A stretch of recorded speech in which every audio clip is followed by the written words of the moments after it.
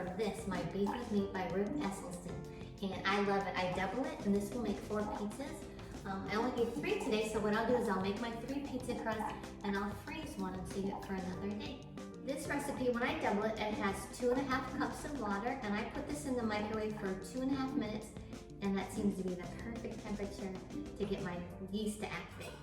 While my water is heating up in the microwave, I will put in half of the flour, about half of it. So I'll first do my 3 cups of whole wheat flour.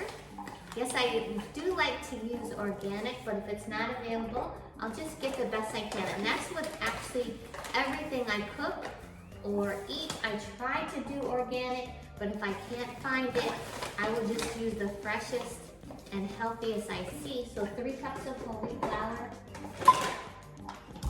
a half a cup of maple syrup,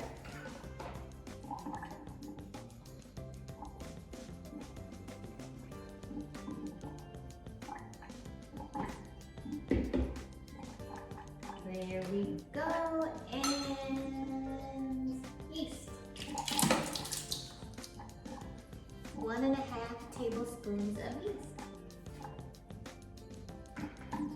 And then I will add my water, and I will mix this up for about 2 or 3 minutes, and then I'll add the rest of my ingredients. All right, it's ready. So I added the water, I mixed it for about 2 or 3 minutes, and I'm going to add the other half of my flour. So with this recipe, I find that 4 cups of unbleached flour is great.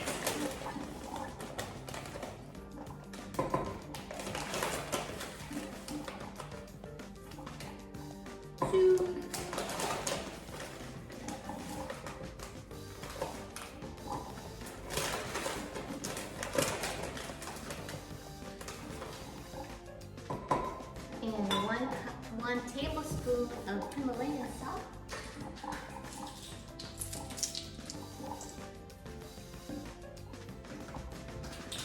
And that's all my ingredients. I'll put the top on, and then I will knead this for 7 minutes, and it'll be ready to roll out after that. All right, it's done. Let's talk pizza. So this makes 4 crusts, and it looks like it turned out perfectly. So when I say perfectly, that means that it doesn't stick to the bowl.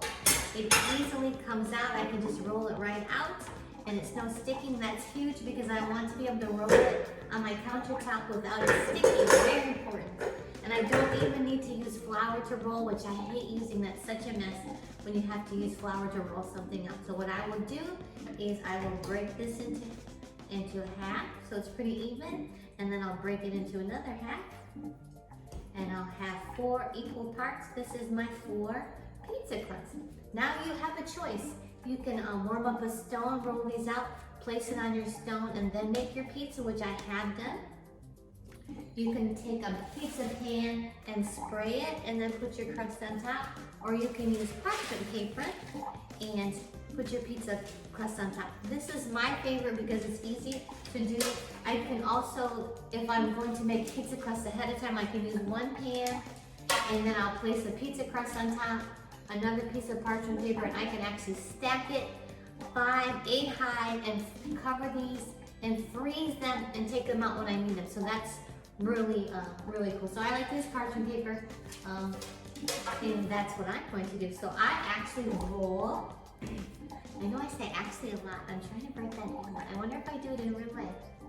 I take my pizza crust and I will use my hands to kind of shape it into a circle to begin with, because then when I roll it out, it has a better chance of not being a goofy shape.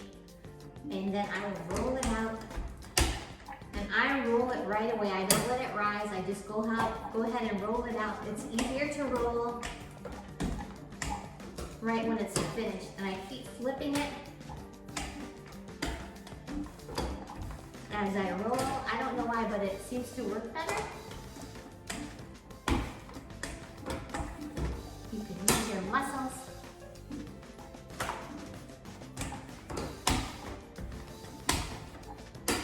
And then I will take my pizza crust and put it onto my parchment paper. And once you get it on your parchment paper, see how it's a little goofy shape? It's not a done deal yet. You could actually shape it a little bit on your parchment paper. Shape it to the shape you want it. and make it a circle. And there you go.